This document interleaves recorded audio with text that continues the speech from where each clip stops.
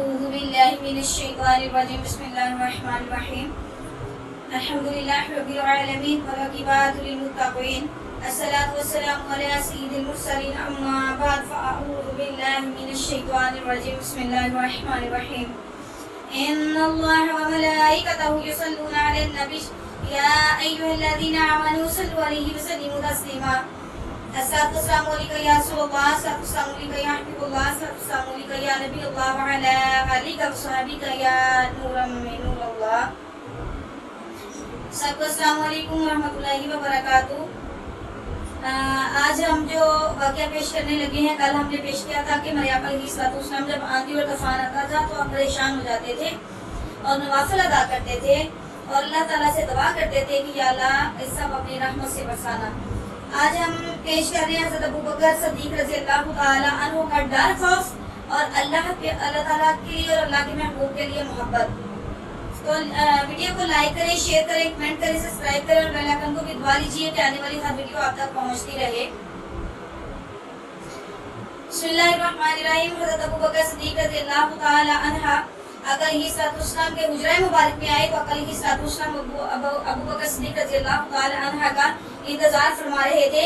حضرت جیسے ہی آپ علیہ السلام کے پاس پہنچے تو علیہ السلام نے ارشاد فرمایا، ابوبکر صدیق میرے غمخوار دوست، میرے رفیق، میں آپ کا انتظار کر رہا تھا۔ حضرت ابوبکر صدیق رضی اللہ تعالیٰ عنہ نے فرمایا کہ یا رسول اللہ صلی اللہ علیہ وسلم میں حاضر ہوں، میری جان قربان۔ حکم علیہ السلام نے فرمایا، اے ابوبکر صدیق یہ میری انگوٹھی لے جاؤ اور اس کے اوپر لا الہ الا اللہ لکھوا کر لے کر آئیں۔ حضرت ابوبکر صدیق بڑی محبت کے ساتھ علیہ السلام کا رب کائنات کا ذکر کرتے ہوئے سنار کے پاس گئے۔ جب سنار کے پاس گئے تو جا کر سنار کو بولتے ہیں کہ اے سنار اس انگوٹھی کے اوپر لکھ دیجئے لا الہ الا اللہ محمد رسول اللہ، کیونکہ صرف علیہ السلام نے فرمایا تھا کہ اس کے اوپر لکھنا ہے لا الہ الا اللہ، لیکن ابوبکر صدیق نے لکھوایا لا الہ الا اللہ محمد رسول اللہ، کیونکہ حضرت ابوبکر صدیق کو یہ بات پسند نہیں آئی کہ میرے یار کے نام اللہ تبارک و تعالیٰ کے ساتھ اللہ کے یار کا نام نہ ہو، تو لکھوا دیا۔ آپ نے انگوٹھی پکڑی اور اللہ تبارک و تعالیٰ کا ذکر اور آقا کا عشق و محبت دل میں لیے سماتے ہوئے درود و پاک کا نذرانہ پیش کرتے ہوئے آپ کے پاس آئے، علیہ السلام کے حجرہ مبارک میں آئے۔ فرمایا آقا یا رسول اللہ یہ انگوٹھی حاضر ہے۔ علیہ السلام نے جب انگوٹھی دیکھی تو اس کو پر پڑھا تو فرمایا اے صدیق، اے میرے غمخوار دوست، اے میرے رفیق، میں نے تو صرف آپ کو فرمایا تھا، میں نے آپ کو بتایا تھا کہ اس انگوٹھی کے اوپر صرف لا الہ الا اللہ لکھوا کر لانا ہے، اور آپ نے کیا لکھوایا؟ فرمانے لگے اگر یا رسول اللہ صلی اللہ علیہ وسلم میری غیرت نے یہ گوارا نہیں کیا کہ اللہ تبارک و تعالیٰ کے محبوب کا نام ساتھ نہ ہو تو میں نے لکھوا دیا گستاخی معاف کر یا رسول اللہ، میں نے لکھوا دیا لا الہ الا اللہ محمد رسول اللہ۔ میرے علیہ السلام نے فرمایا اے صدیق انگوٹھی پکڑ کر دیکھو، اوپر نگاہیں کر کے دیکھو، پڑھو کیا لکھا ہوا ہے۔ تو اس انگوٹھی کے اوپر لکھا ہوا تھا لا الہ الا اللہ محمد رسول اللہ یا صدیق اللہ۔ تو حضرت صدیق رضی اللہ تعالیٰ عنہ پریشان ہوئے، کہنے لگے یا رسول اللہ گستاخی معاف، میں نے یہ نہیں لکھوایا۔ اتنی دیر کو جبرائیل امین حاضر ہوئے، عرض کیا کہ یا رسول اللہ صلی اللہ علیہ وسلم السلام علیکم ورحمۃ اللہ وبرکاتہ، اے آقا، اے اللہ کے رسول، کہ آپ کے یار کو یہ بات پسند نہیں آئی کہ ان کے یار کا نام رب کے نام کے ساتھ نہ ہو، اللہ تبارک و تعالیٰ کو یہ بات پسند نہیں آئی کہ میرے محبوب کے یار کا نام میرے محبوب کے ساتھ نہ ہو، تو انگوٹھی کے اوپر نام میں نے اللہ کے حکم سے لکھا ہے، صدیق کا نام اللہ کے حکم سے میں نے لکھا ہے۔ تو دیکھیں اللہ صدیق رضی اللہ تعالیٰ عنہ کی شان دیکھیے، حضرت ابوبکر صدیق رضی اللہ تعالیٰ عنہ اللہ تعالیٰ کا اتنا ڈر اور خوف تھا۔ حضرت ابوبکر صدیق رضی اللہ تعالیٰ عنہ جو جماعت اہل سنت انبیاء کے علاوہ تمام دنیا کے آدمیوں کے افضل ہیں، اور ان کا جتنی جنتی ہونا یقینی ہے، خود حضور اکرم صلی اللہ علیہ وسلم نے ان کو جنتی ہونے کی بشارت دی، بلکہ جنتیوں کی ایک جماعت کا سردار بتایا، اور جنت کے سب دروازوں سے ان کی پکار اور بلانے کی خوشخبری دی، اور یہ فرمایا کہ میری امت میں سب سے پہلے حضرت ابوبکر صدیق رضی اللہ تعالیٰ عنہ جنت میں داخل ہوں گے۔ اس لیے داخل ہوں گے، اس سب کے باوجود فرمایا کرتے تھے کاش میں کوئی درخت ہوتا جو کاٹ دیا جاتا، کبھی فرماتے کاش میں کوئی گھاس ہوتا کہ جانور اس کو کھا لیتے، کبھی فرماتے کاش میں کوئی مومن کے بدن کا بال ہوتا۔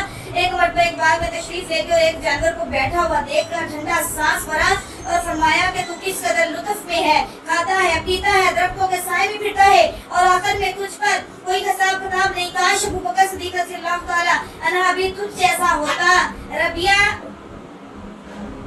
سلمہ رضی اللہ تعالی عنہ کہتے ہیں کہ ایک مرتبہ کسی بات پر مجھے میں اور حضرت ابوبکر رضی اللہ تعالیٰ عنہ میں کچھ بات پڑ گئی اور انہوں نے مجھے کوئی سخت لفظ کہہ دیے جو مجھے ناگوار گزرا۔ فوراً ان کو خیال ہوا، مجھ سے فرمایا کہ تو بھی مجھے کہہ دیتا کہ بدلہ ہو جائے۔ میں نے کہنے سے انکار کیا تو انہوں نے فرمایا کہ یا تو کہہ دو ورنہ میں حضور صلی اللہ علیہ وسلم سے جا کر عرض کروں گا کہ میں نے اس پر بھی جوابی لفظ کہنے سے انکار کیا۔ وہ تو اٹھ کر چلے گئے۔ بنو اسلم کے کچھ لوگ آئے اور کہنے لگے کہ یہ بھی اچھی بات ہے کہ خود ہی تو زیادتی کی اور خود ہی الٹی حضور صلی اللہ علیہ وسلم سے شکایت کریں گے۔ میں نے کہا تم جانتے بھی ہو کہ کون ہے؟ کہ ابو بکر صدیق رضی اللہ تعالیٰ عنہ ہے۔ اگر یہ خفا ہو گئے تو اللہ کا لاڈلا رسول صلی اللہ علیہ وسلم مجھ سے خفا ہو جائے گا اور اس کی خفگی سے اللہ تعالیٰ کا شان ناراض ہو جائے تو ربیہ رضی اللہ تعالیٰ عنہ کی ہلاکت میں کیا درد ہے۔ اس کے بعد میں حضور صلی اللہ علیہ وسلم کی خدمت میں حاضر ہوا اور قصہ عرض کیا۔ حضور صلی اللہ علیہ وسلم نے فرمایا کہ ٹھیک ہے، تجھے جواب میں اور بدلے میں کہنا نہیں چاہیے، البتہ اس کے بدلے میں یوں کہہ کے ابو بکر صدیق رضی اللہ تعالیٰ عنہ اللہ تمہیں معاف فرما دے۔ یہ ہے اللہ کا خوف اور ڈر۔ ایک معمولی سے کلمہ میں حضرت ابو بکر صدیق رضی اللہ تعالیٰ عنہ کو بدلا۔ اس قدر فکر و اہتمام ہوا کہ اولو خود درخواست کی اور پھر حضور صلی اللہ علیہ وسلم کے واسطے سے اس کا ارادہ فرمایا کہ ربیہ بدلا لے۔